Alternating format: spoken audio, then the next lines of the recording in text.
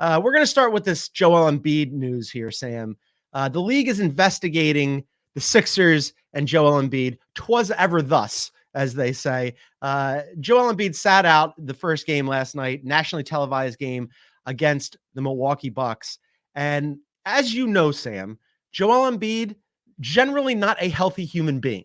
But the league has this deal with its big stars, right? Which is like this. We can get into the whole definition of stars and how that's defined, but they have a policy now where a review of these things when a star sits is automatically triggered when a star player misses a national TV or in-season tournament game, multiple star teammates miss the same game, or inconsistent statements are made contradicting player status. I'm going to get into why I think this is exceedingly stupid in a second. But what do you make of this whole bit?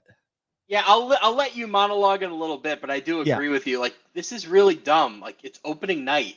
What, you think he's going to sit out opening night with a fake injury? Like, no, he didn't play because he couldn't play. This is kind of common sense. He's going to miss a few more games, too. It's not like this was some nefarious plan to sit out a nationally televised game. Like, no, this was a really important game that's going to have seeding implications down the line against a team they might see in the playoffs. Like, I don't, what is there to investigate? Like, I guess by the letter of the law, as far as what they're like, what triggers an investigation, they have to do it, but I don't know what they expect to find. So it's the league's player participation policy. And I think, like, on the whole, right, it's well-intentioned. But it's stupid when it's one size fits all applied to all players, because Joel Embiid is not all players. We have seen, as we saw last year when he only played 39 games and when he missed the first 2 seasons of his career because of injury, and when he missed, various other moments in playoff situations, that his body frequently fails him. And so the Sixers this season came into it saying, okay, we really don't care as much about the regular season. And Joel Embiid even said it, texted Daryl Morey right after they got bounced out of the first round by the Knicks in the playoffs last year, texted him and said, hey, we have to do whatever we have to do to keep me healthy for the playoffs.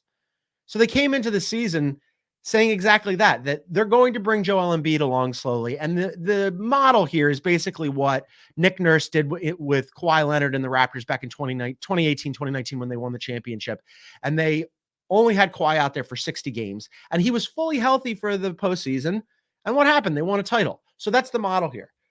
So I think the league, I get why they want their players, their star players, to be out there, but you're the ones who put the Sixers on national TV. Stop putting the Sixers on national TV. This is your fault.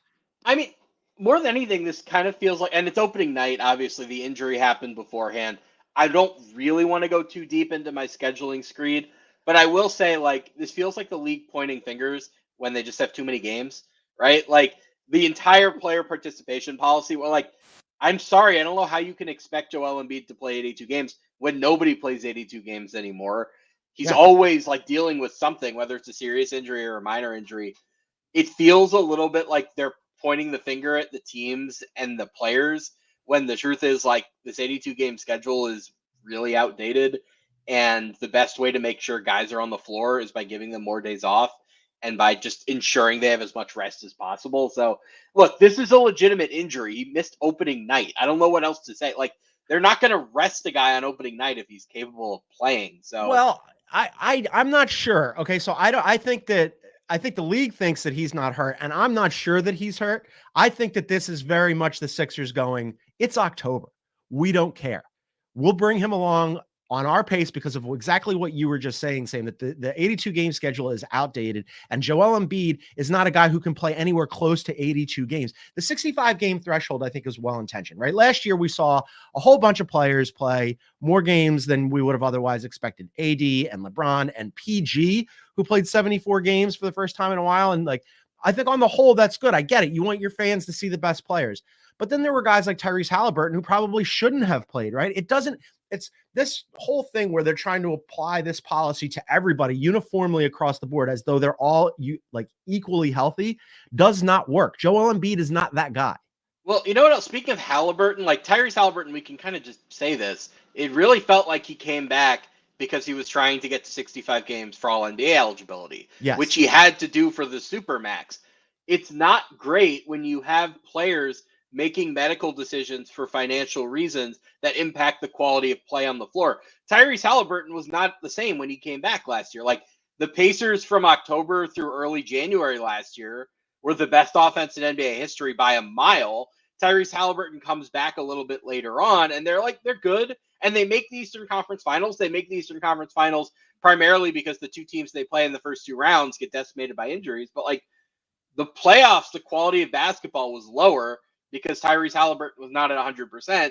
And I'm not going to explicitly say Tyrese Halliburton wasn't 100% because he came back too early. Certainly felt that way. Like he could have used a little bit more rest and recovery. So I'm just generally like, I don't know what the league is expecting. It's a noble idea. I really don't like the idea of the fan who goes to one game a year going and finding out 2 hours before the superstar isn't playing. Like it makes you feel when you buy NBA tickets like you don't know what you're getting. Like it feels a little bit like a ripoff. I'm sympathetic on that front. I just don't think the solution is to like point the finger at the players and the teams and say like we're investigating you for wrongdoing. This is on you. Like no, there are too many games. It's kind of that simple.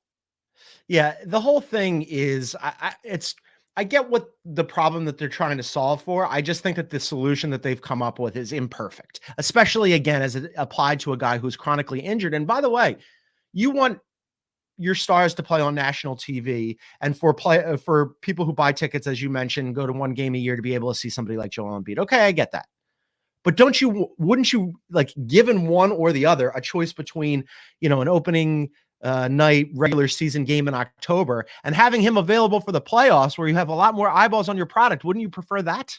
How many playoffs in a row have been like really significantly affected by injuries? Not just like one team or one player getting hurt, but like we get to the second round and 5 of the 8 remaining teams are dealing with multiple significant injuries. It feels like we're there every year, right? Like this is such an epidemic issue that affects the quality of the playoffs every single year. I really don't understand why the league is so concerned with these regular season nights in October and November and not making sure that you're right, their most visible products are played at the highest quality. This dude that they're investigating right now, because the Sixers are trying to bring him along slowly so he doesn't just like completely crumble and disintegrate. This guy had to go into the playoffs last year and played on one leg with half a face. And they're like, I don't know, he needs to get out there. Like, what are we talking about here? And by the way, I talked to let's call it somebody with knowledge of what's happening over there. The Sixers have been investigated a zillion times for things like this. This is not their first rodeo. They're laughing about this. Yeah. The fine on this is like about $1 million. It's not chump change to normal human beings. Josh Harris can shake that out of his couch cushions and throw it at whatever like Sherlock Holmes CSI investigator that the league goes and sends over to the Sixers practice facility. This is silly. It's also like, think about all of the really weird medical situations the Sixers have had in the last decade or so. Like this is what's triggering the investigation, not the disappearance of Markelle Fultz's jump shot. Like really, like this is the one we're fixating on. Or your guy, Ben Simmons, whose comeback is imminent, who just decided I'm not playing anymore, and especially not for Doc Rivers. Most improved player Ben Simmons to you. That I'm getting on the bandwagon right now. Before we move on from this thing, just because we're talking about the Sixers, they lose last night. They were undermanned. They didn't have PG or Embiid. I thought it might be one of those games where, hey, like Tyrese Maxey really goes up. It was just too much of a lift for Tyrese Maxey. He didn't shoot very well.